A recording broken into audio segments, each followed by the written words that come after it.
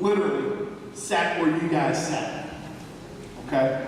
So first we'll start off talking about your elder experience. Give me some words that would describe your time spent here. Fast. You think about coming in here as a freshman, and you think about the 4 years that you have ahead of you and all the things that are ahead of you, and then next thing you know, you're walking across the stage at Cintas Center and your 4 years are gone. I have a ton of great memories from my time here, but one of the things, if I pick one word to talk about my time here, is how fast it went. It seemed like each year was faster than the next. Thankfully, throughout that time, I met a lot of really good friends. I had a lot of great role models and a lot of great influences that, prepared me to go on to life after Elder. But my time here at Elder was certainly extremely quick. So if you had to pick like one memory that stood out between like athletics or like a favorite class, what do you think it would be? Picking favorite memories in sports.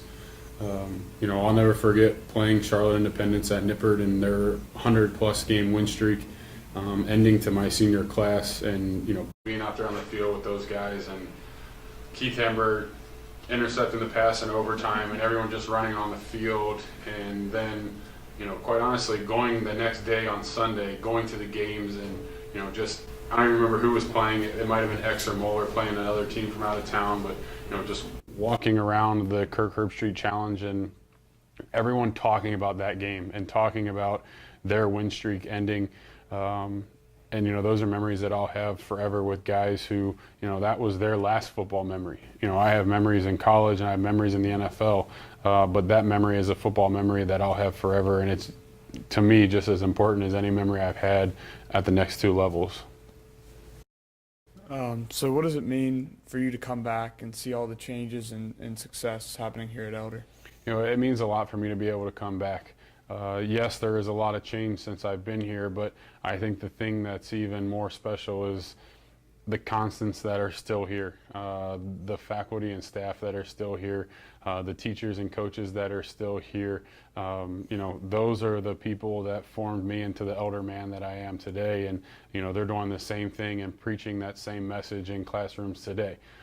With that being said, with the consistency over the last 10 plus years, there also is a lot of great things going on here for the better and a lot of changes being made so that your guys' experience is better than mine, and then the next group of future Panthers that come here will have a better experience than you did. And that's important in terms of growth. Obviously, you've done a lot of work with charity, being up for Walter Payton Man of the Year. But with the hospital, how did you kind of come up with that idea, and like what kind of drove you to kind of go towards that in that sense of work? So my family's story, my brother being born with cancer, talking to my parents about the situation that they went through, having a 15-month-old in myself and then having a newborn with cancer, the stresses that were put on our family, and then spending time in the hospital, starting as a rookie, going on patient visits, getting to know patients and families, and what were things that they struggled with, what were things that they needed, what were things that would make their time there a little better. So it was going from just visiting patients, getting to know them, learning about them, to what do you need? What would make your experience better here? What does the hospital need? And working with a guy by the name of Garth Brooks. He's a pretty successful musician and entertainer. He has a foundation that builds child life zones all throughout the country. And I was at the grand opening with Garth at the St. Paul Children's Hospital for his child life zone. And I immediately thought to myself, this is a space that we need at Masonic. And I got on the phone right away. It was 2014. I'll never forget. I said, we have to have a space like this in the hospital, and I'm going to do whatever I can to make sure it happens. And we ended up cutting the ribbon last March, and the success that we've had and the feedback that we've heard from patients and family has far exceeded our expectations. Going along with your work in the community, what has been your biggest takeaway, from working with all the children and everybody involved? I think the biggest thing is the perspective that you gain. My perspective has been greatly changed when having my own kids.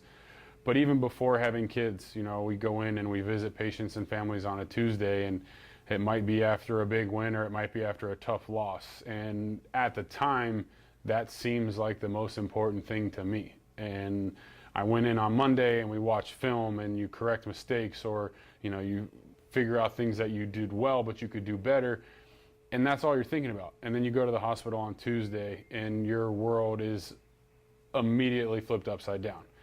Football isn't the most important thing, and there are other people that are going through much more difficult times than you are. And I think the biggest thing that I gain, not just perspective, is strength and courage. I see the strength and the courage that these patients and their parents have. Obviously, now being a parent myself, I think about what it would be like if I was in that situation, and could I be as strong as the parents that are there with the patients. Just one final thing. Is there anything you would like to say to the kids here, and then like the future Panthers coming in? Is there anything you would like to share? Yeah, I think the biggest thing, and I was fortunate enough to have the opportunity to speak to you guys earlier today, and I talked a little bit about, I had a dream as a kid, and the community of the west side of Cincinnati and the Elder High School community backed me and supported me in everything that I wanted to do. And I wouldn't have been able to get to the position that I'm in today without that support. With that being said, I was willing to put the time and the effort into never letting anything that happened to me waver my dream or waver my path. And no matter what it is you want to be in life, this place will prepare you for it.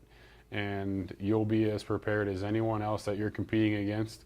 It's just a matter of how hard do you want to work, how hard do you want to study, how hard do you want to prepare. And I tell people all the time that you can always outwork the person next to you.